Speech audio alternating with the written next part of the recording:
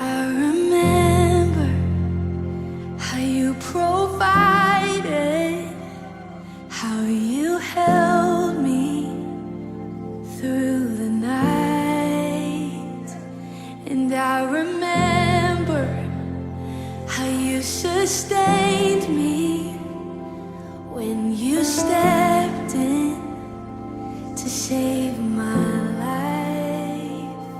If I knew then what I know now, I would be still and let it work it out.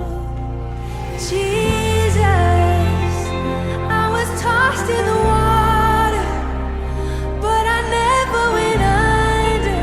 But you were always on time.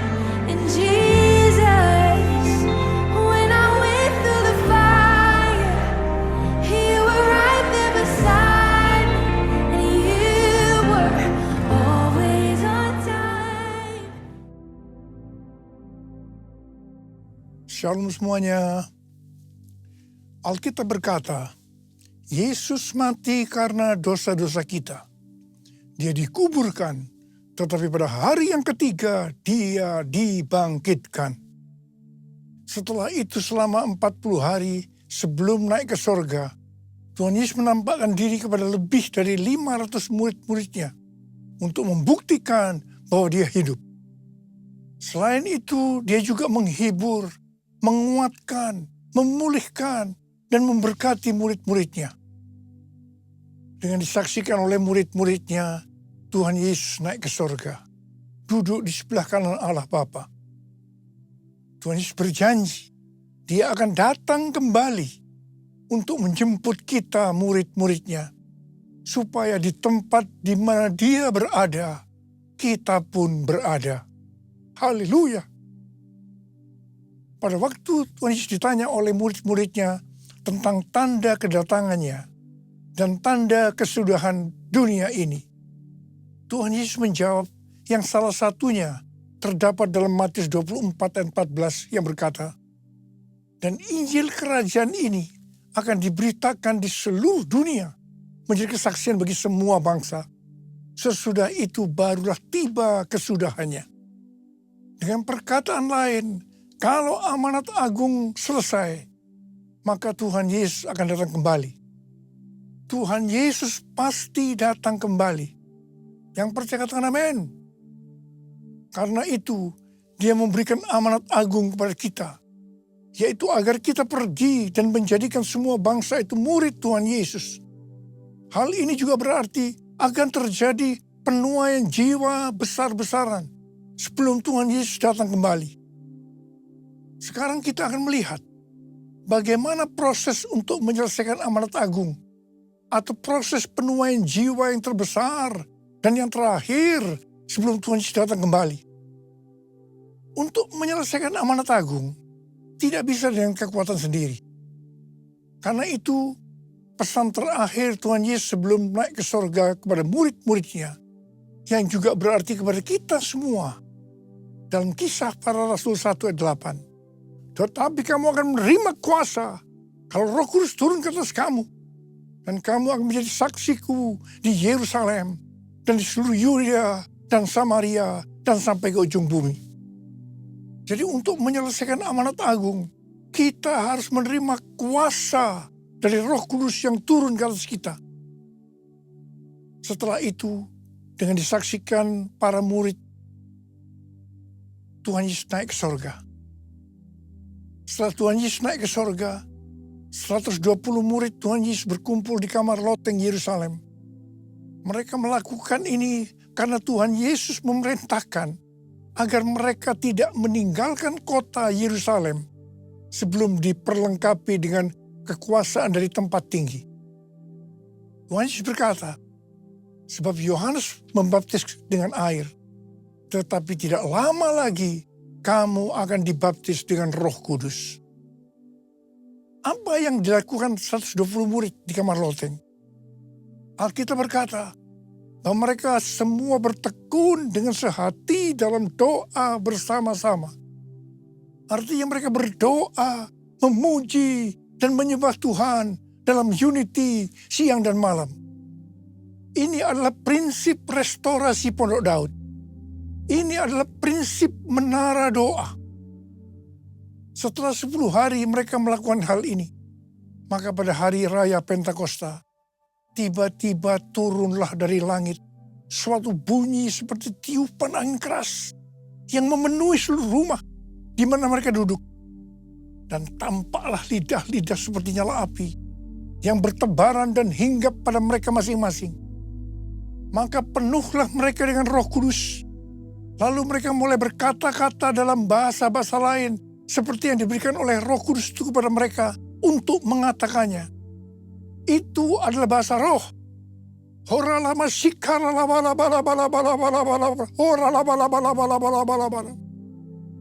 Jadi, tanda awal orang yang dibaptis dengan Roh Kudus adalah mereka akan berbahasa roh. Api Pentakosta menyala, api Pentakosta menyala, api, api, api, api, api, api Pentakosta ketiga, api Pentakosta ketiga, api Pentakosta ketiga. Apa yang terjadi setelah murid-murid Tuhan Yesus dipenuhi dengan Roh Kudus? Hal yang pertama, Petrus berkhotbah sekitar 5 menit dan kira-kira 3.000 orang bertobat dan dibaptis. Mau. Petrus berkhotbah dengan kuasa Roh Kudus.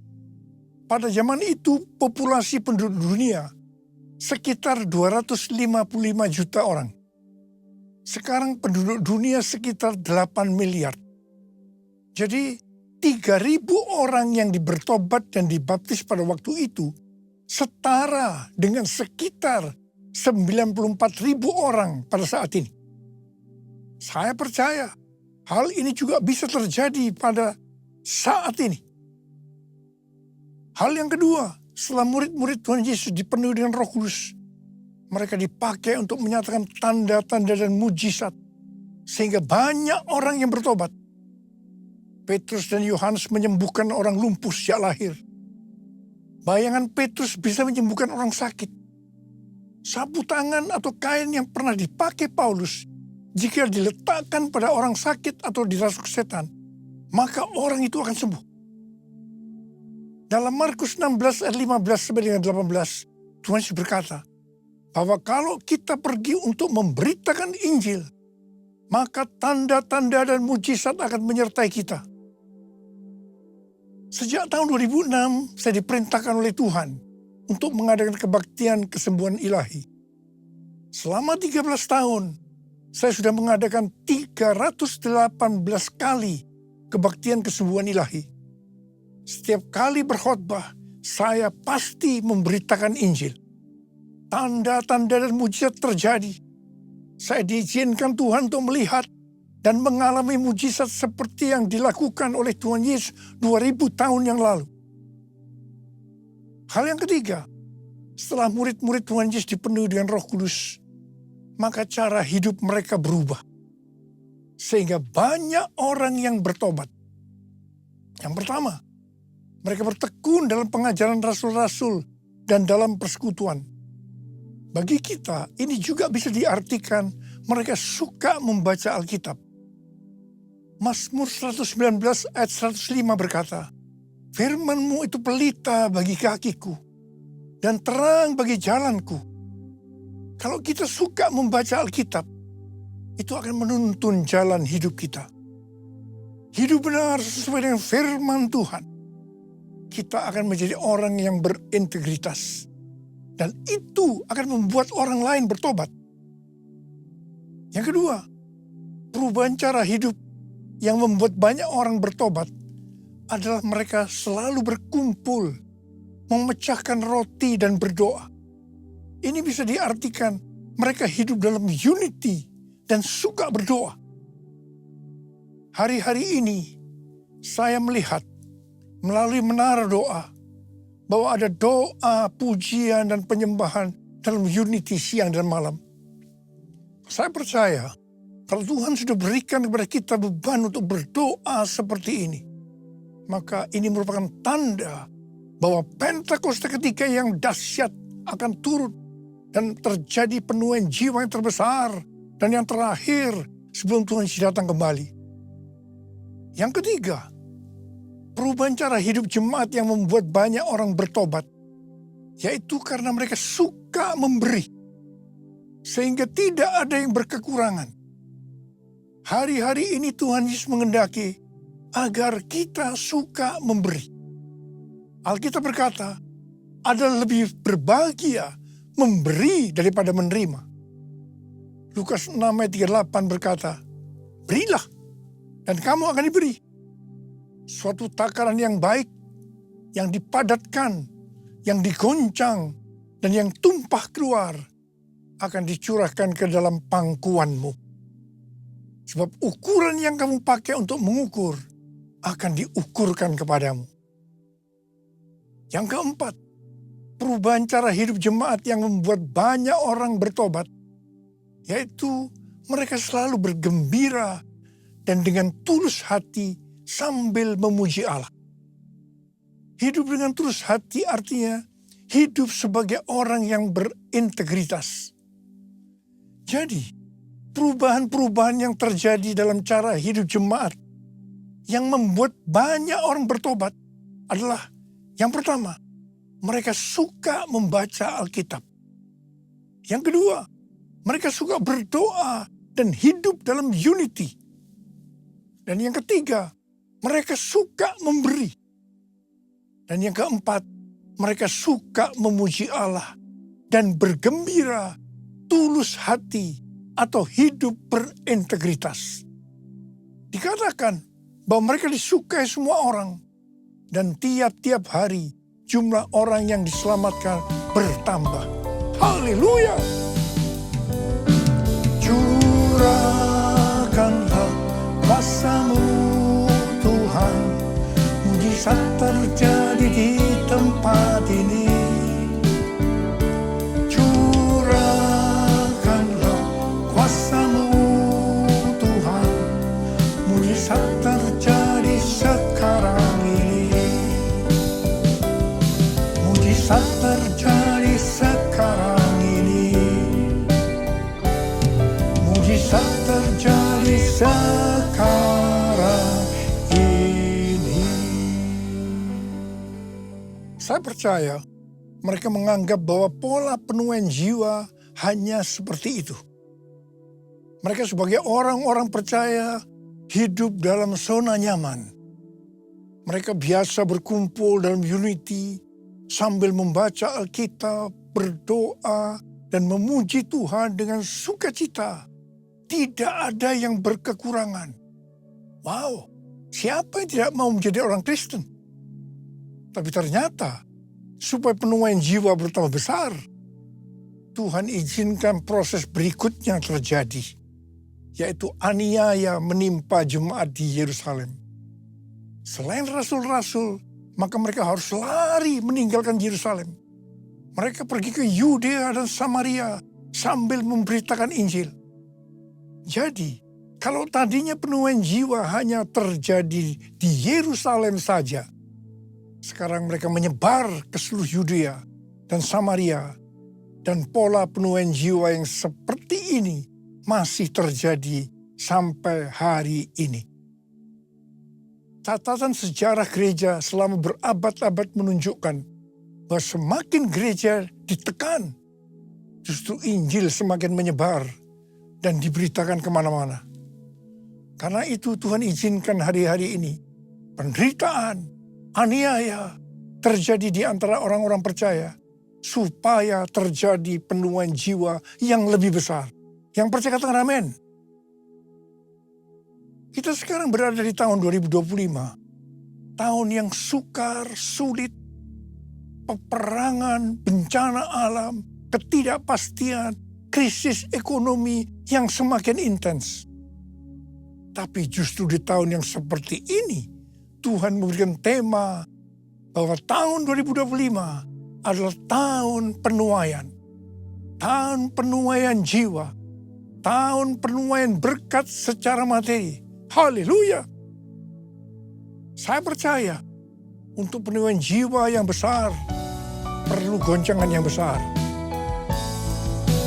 Masanya dicurahkan, berkatnya dilimpahkan, penuaian besar sungguh terjadi.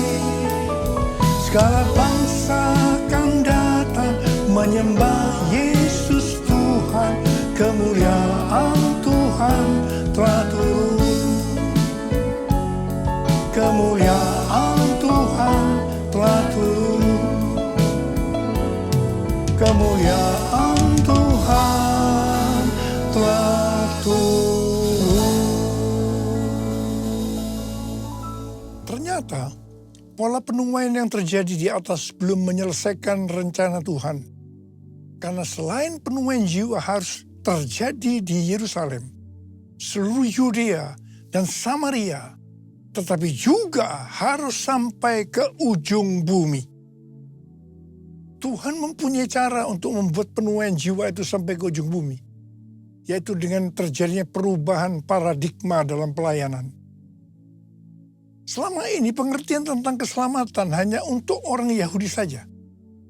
Tetapi melalui peristiwa Kornelius, di mana Petrus diutus oleh Tuhan untuk mendatangi Kornelius yang bukan orang Yahudi, untuk memberitakan jalan keselamatan. Akhirnya mereka mengerti bahwa ternyata keselamatan bukan hanya untuk orang-orang Yahudi saja, tetapi untuk semua bangsa. Dan ini mengakibatkan terjadinya penuaian jiwa besar-besaran. Haleluya! Jadi mereka tidak hanya mengabarkan Injil di Yerusalem, Yudea dan Samaria saja, tetapi sekarang mereka, termasuk kita juga, pergi ke seluruh dunia. Proses perubahan paradigma dalam pelayanan itu tidak mudah. Petrus harus diyakinkan oleh Tuhan. Kalau Tuhan berkata halal, jangan kamu berkata haram. Orang-orang yang bukan Yahudi adalah haram di mata orang Yahudi. Proses itu masih terus berlanjut untuk memberikan pengertian kepada orang-orang Yahudi, golongan bersunat dan juga orang-orang Farisi yang sudah bertobat, di mana mereka berpendapat bahwa orang yang bukan Yahudi yang percaya kepada Tuhan Yesus harus disunat dan diwajibkan mengikuti hukum-hukum Musa. Tetapi melalui sidang di Yerusalem, akhirnya mereka mengerti dan bisa menerima bahwa keselamatan bukan hanya untuk orang-orang Yahudi saja, tetapi untuk semua bangsa, termasuk bangsa Indonesia. Katakan amin. Di dalam pelayanan saya termasuk salah seorang yang dipakai oleh Tuhan untuk melakukan paradigma yang baru dalam pelayanan, untuk menyelesaikan amanat agung. Sebagai contoh, yang pertama tentang membuka gereja baru. Yang kedua, cara ibadah dengan doa, pujian, dan penyembahan, termasuk bahasa roh untuk memuji dan menyembah Tuhan. Yang ketiga, tempat ibadah yang dilakukan bukan di gedung gereja. Yang keempat, juga mengenai Pentakosta ketiga. Semua itu selalu diawali dengan pro dan kontra. Sama dengan yang terjadi pada waktu zaman kisah para rasul tadi. Kita juga melihat bahwa dengan media online, terlepas dari kebaikan, keburukannya, pro dan kontra, tidak bisa dipungkiri. Dengan media online terjadi percepatan dalam penyelesaian amanat agung. Kita harus memperhatikan tahun 2033. Sebenarnya tahun 2033 adalah peringatan 2000 tahun. Kematian, kebangkitan, kenaikan Tuhan ke sorga, juga peringatan 2000 tahun pencurahan Roh Kudus, yang berarti peringatan hari ulang tahun gereja yang ke-2000. Peringatan 2000 tahun dimulainya amanat agung. Tetapi hari-hari ini banyak organisasi-organisasi Kristen, aliran-aliran kekristenan yang mendapatkan hal yang sama, yaitu target untuk menyelesaikan amanat agung adalah tahun 2033. Sesuai dengan Matius 24 ayat 14 yang berkata, dan Injil kerajaan ini akan diberitakan di seluruh dunia, menjadi kesaksian bagi semua bangsa. Sesudah itu barulah tiba kesudahannya. Maka apabila Injil kerajaan sudah diberitakan di seluruh dunia, menjadi kesaksian bagi semua bangsa. Atau dengan kata lain, apabila amanat agung selesai, baru setelah itu, waktunya tidak ada yang tahu, Tuhan Yesus datang kembali. Pesan yang kuat hari-hari ini adalah kedatangan Tuhan Yesus sudah sangat-sangat dekat. Mari persiapkan diri kita untuk menyambut kedatangannya. Mari katakan bersama saya, Hosana, Hosana, datanglah Tuhan Yesus. Hosana, Hosana, ku merindukanmu. Saya mau tanya saudara, ada berapa banyak di antara saudara yang merindukan kedatangan Tuhan? Saudara boleh angkat tangan. Saudara, saya percaya orang yang merindukan kedatangan Tuhan, hidupnya tidak akan sama dengan sebelumnya. Dia akan sungguh-sungguh, dia akan hidup lebih intim dengan Tuhan. Dan ini yang dikehendaki oleh Tuhan hari-hari ini. Kita harus seperti yang berdoa, dan tiap hari berdoa. Saya lakukan juga, Maranatha, datanglah Tuhan Yesus. Maranatha, datanglah Tuhan Yesus. Angkat tangan kita, katakan sekali lagi, Hosana, Hosana, datanglah Tuhan Yesus.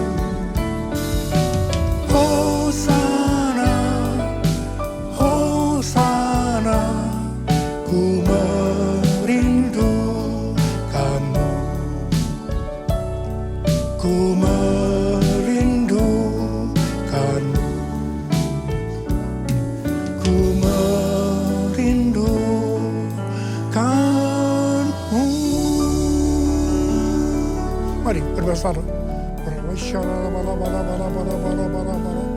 Oh, dia la bara bara bara bara bara bara bara bara bara bara bara bara. Jesus, Jesus, Jesus, Jesus, Jesus, Jesus, Jesus. Ya Tuhan Yesus, ya Tuhan Yesus, ya Tuhan Yesus. Kurala bala bala bala bala bala bala bala bala. Berkati anak-anakmu semua Tuhan. Kami yang merindukan kedatanganmu untuk kali yang kedua. Berkati anak-anakmu. Tuhan terima kasih, terima kasih, terima kasih buat hari-hari ini. Urapi kami, curahkan pengurapan-Mu, berikan kami kuasa untuk menyelesaikan amanat agung, kuasa untuk menikmati berkat secara materi. Dalam nama Yesus, haleluya, amin.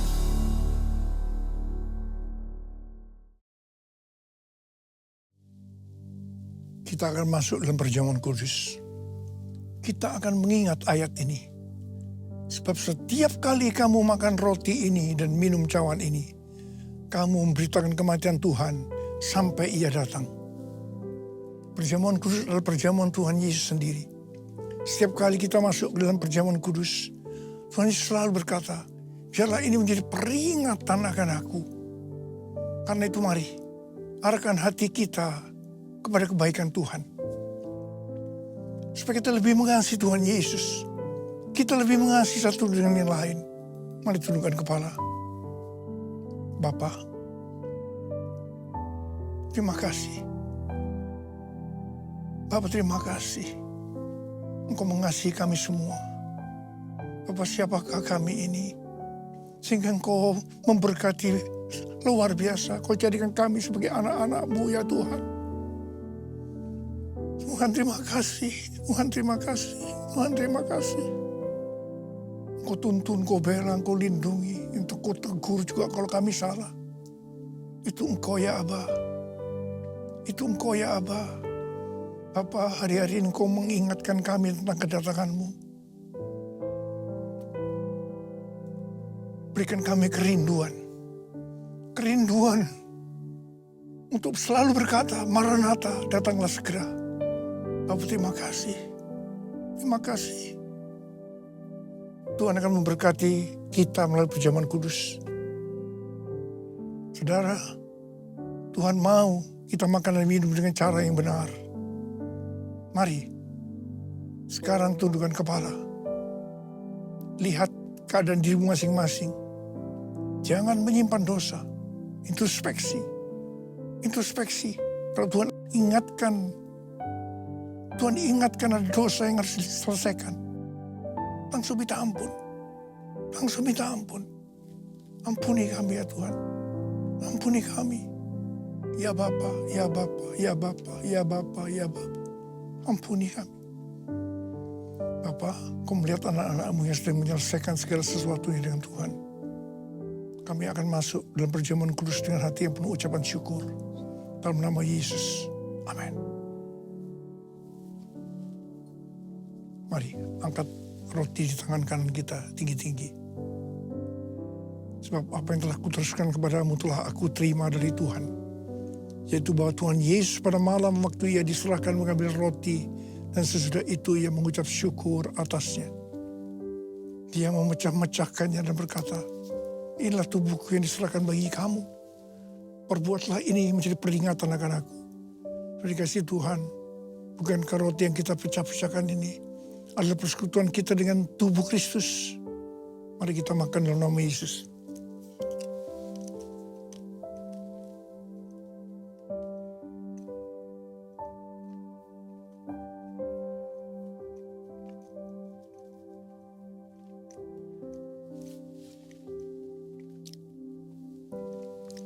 Angkat cawan di tangan kanan kita tinggi-tinggi. Demikian juga yang mengambil cawan sudah makan lalu berkata, cawan ini adalah perjanjian baru yang dimeteraikan oleh darahku. Perbuatlah ini setiap kali kamu meminumnya menjadi peringatan akan aku. Sudah kasih Tuhan, bukan cawan pengucapan syukur. Yang atas kita ucapan syukur adalah persekutuan kita dengan darah Yesus. Mari kita minum dalam nama Yesus.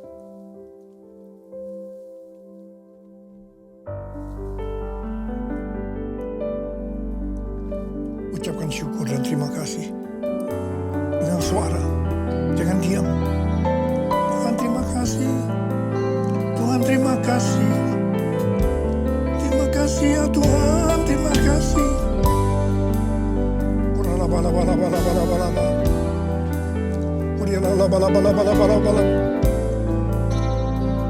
Oh Jesus, Kau lihat anak-anak-Mu semua Tuhan. Kau mengasihi mereka. Saat ini Kau sedang menyembuhkan yang sakit, sedang membebaskan yang terikat, menghibur yang susah, menguatkan yang lemah, memberikan pengharapan-pengharapan yang baru bagi yang datang dengan keadaan putus pengharapan. Tuhan Yesus, Kau baik. Terima kasih. Terima kasih Yesusku, terima kasih Yesusku, puji syukur hanya bagi Tuhanku. Yesusku, terima kasih Yesusku, puji syukur hanya bagi Tuhanku. Terima kasih Yesusku, terima kasih Yesusku, puji syukur hanya bagi Tuhanku. Terima kasih Yesusku, terima kasih Yesusku, puji syukur hanya bagi Tuhanku. Puji syukur hanya bagi Tuhanku. Puji syukur hanya bagi Tuhanku.